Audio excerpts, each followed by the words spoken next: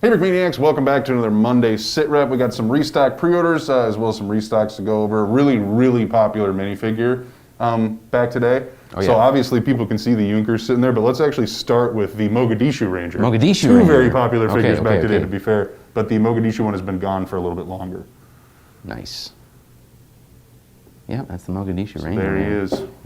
Yeah, what more is there to talk about? Well, he's standing next to the current minifigure of the month, which is the Desert Storm U.S. Army Infantry. Yep. There's some interesting comparisons between these two, I assume? Yeah, similar-ish time frame. This is the Battle of Mogadishu. This would be Desert Shield. But we're seeing some crossover of camouflage patterns. These guys are moving into the newer Desert 3 color on their uniform, but we're still seeing that woodland camo on their Pasget body armor. Desert 6 color on the helmet covers on both these guys. This is actually an older artwork design. Since it's a restock, we're keeping it the same for production's sake, but I do have an updated artwork design on the minifigure of the month version. Yeah, I don't know. I guess these are kind of the figures when I first made them. It's, when I first made this guy, we were primarily working in like World War II stuff. So he was sort of just almost like this like mantelpiece display thing, since we didn't have a whole lot of kits to necessarily go with them. But it's cool to see that we're slowly filling out our kit library. But this guy's still kind of holding out strong. So yeah, it's a interesting minifigure on all accounts. Yeah, iconic for a few reasons, not the least of which being it's movie connected. Right. So that's pretty sweet. I think we actually might have some Blackhawks online right now, and then the Humvee that goes with it. That whole lineup with the VAB is pretty cool. And now you have at least the American minifigure that you need to fill out the side of that. Right. Otherwise, if you're still chugging along for Desert Storm Bricks, the minifigure of the month is back for its second to last drop. And then it's not gone forever, but it'll go back into that normal minifig category, where when it comes back, it'll only come back in batches and won't be back for whole month-long runs. So that is what we try to do with the minifig of the month, to give you all the chances you can on its initial drop to get your hands on it. Right. So for that gas mask alone. Yeah, no, seriously, that's probably my favorite 3D printed part in recent while. So it's just wonderful job on that. Really complements that minifigure, interfaces with that helmet and the minifigure itself just perfectly. So I was going to say, and anyone who has a copy of it in hand right now or has just been looking at it, I literally cannot say enough how nicely that modern combat helmet and then just the draping over the shoulders, how well that comes together with that gas mask. I mean, it's crazy. I have one on my desk that I put a transparent red head inside of, and it's kind of got that. Sometimes they have like, not this specific gas mask, but there are a few gas masks out there that have like red tinted lenses, and it's just really creepy looking. What a great idea for the randos. If we have some misprints of those things, that would be... Could happen, who knows? We'll see what happens. A little ways off yet, but that's still cool. So both those minifigs are back in action right now on brickmania.com. Go get them while they last, because especially those Mogadishu Rangers, I don't think are going to stick around long. Let's jump into our pre-orders. I want to start off with the Junkers, with this.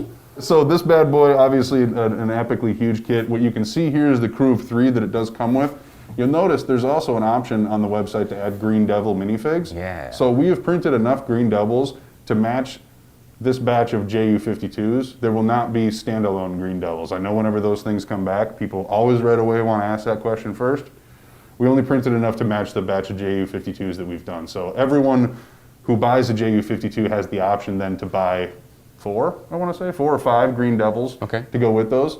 Then after the JU-52s are gone, if everyone hasn't bought all 5 of the figures to go with those remainder will go back online, but that won't be until after these are already gone. So yeah, we're giving the people getting the kits the first crack at it, but there's still a chance that there might be a few left over when it's all said and done. We just didn't print any specifically for standalone, so whatever does go up, it'll be kind of like the first time those World War II U.S. mechanics were online, where there was just a handful of them because they're left over from the Firebase bundle, I want to say. It'll be a similar situation to that. So just know heading into it that's the way it works, because we only got so much room in production. Right. And we want to make sure there's plenty of room to get those figures printed out as well. And so we didn't want to dry up a whole bunch of it with trying to get the crew for this. But there is enough if you really want the JU-52 to get all of your Green Devils. Moving on from there, Panzer 38T.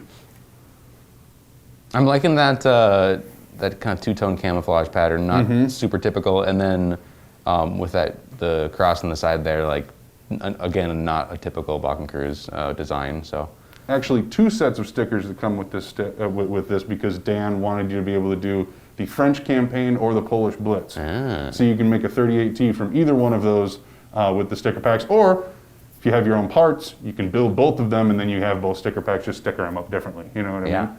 So that's also a very cool way to go. But yeah, this is a sweet little model. Another one of those very, very just like sturdy tank-like builds. A tank-like tank. Tank-like tank. Yeah, no kidding. Needs a minifig. If we redo this kit, Someday. we'll have to put a minifig in there. But I like this bad boy.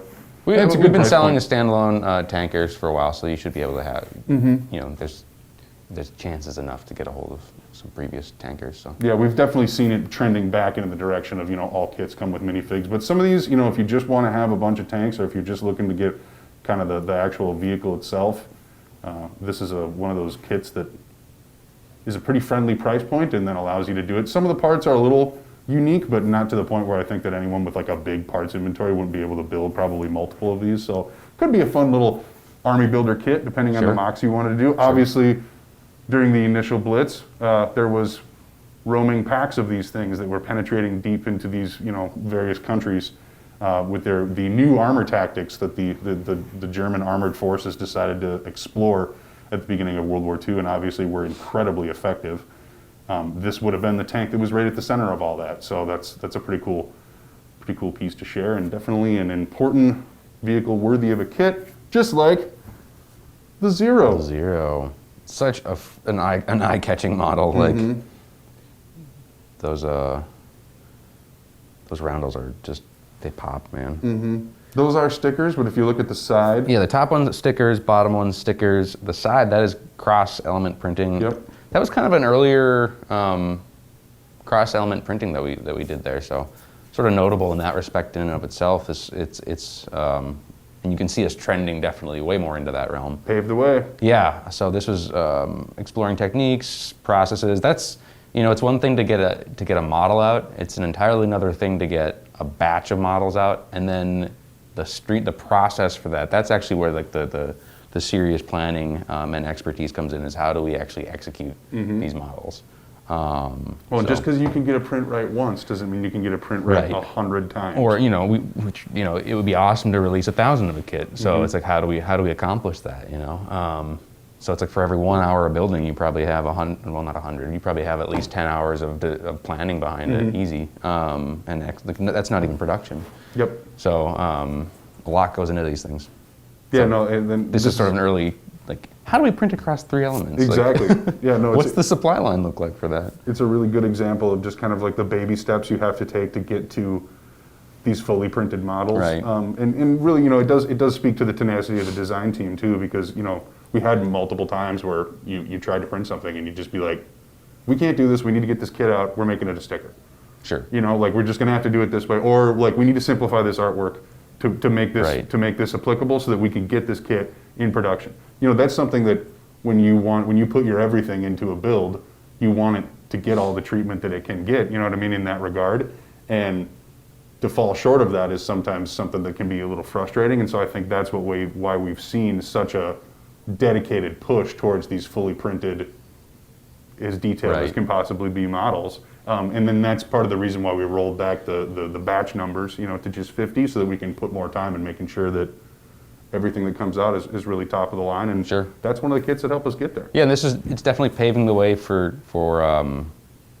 you know, it's a circle on the side of 3 pieces. It's not like the most complicated thing in the world, but like, you know, back in the day when it was camera guy and myself, we were running those UV printers. Like, we were literally the crew. So like, I'd make the artwork, we'd print it, and like we just would get the pieces from production. But it's like that's all verbal, you know, and that when you add more people to it to scale up, it can't just exist in a communication realm like that. So it's figuring out these processes that go behind it, and it's pretty remarkable that, again, yeah, it's a circle printed on 3 pieces, not a big deal. But we're able to do that like in huge volume, you know. So that's been so fun to work with that process, seeing it scale up. So yeah, and I mean, ultimately, if you ever want to get to a point where you're really putting out a large, you know, number of these kits or whatever, you need the production to do that. And so you can't just be a one-man army for the rest of if that's your goal. You know, you have to bring other people into Sure. the fold. You have to teach them how to do these things, and you've got to get yourself to a scale that allows you to produce this kind of stuff. Obviously, we're a little limited by just the availability of Lego. Yeah.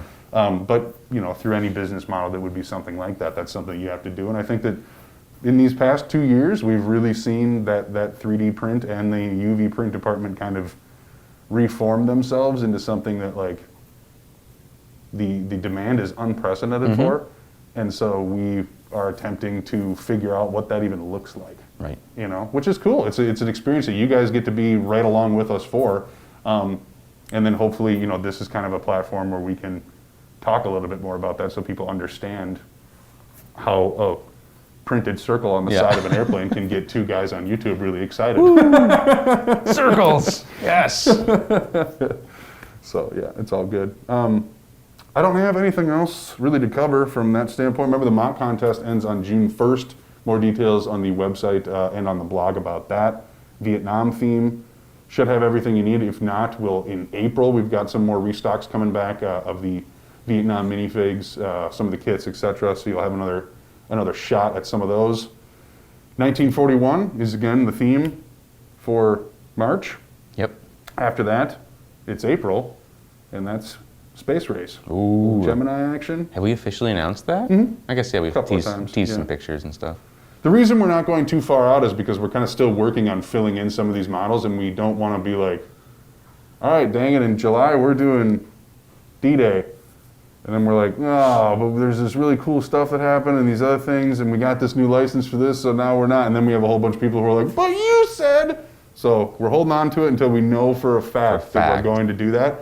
And We got the schedule roughed out pretty far, yeah. but Well, once I saw that Camera Guy and MN Arco were working on a kit for Space Race Month, I was like, well, Dan's not going to just be like, nope, psych, sorry. psych. No, never mind, that's not happening anymore. So I was like, all right, cool, we're good to leak that out. So that'll be fun. Anything else you want to say? No, I think you covered it. All right, sounds good. We will see you later this week. Holly. That was so adorable. We gotta mic that thing up. It's a cat, not a thing. Oh, yeah? No. What was that perfect circle? Everything you're doing is adorable.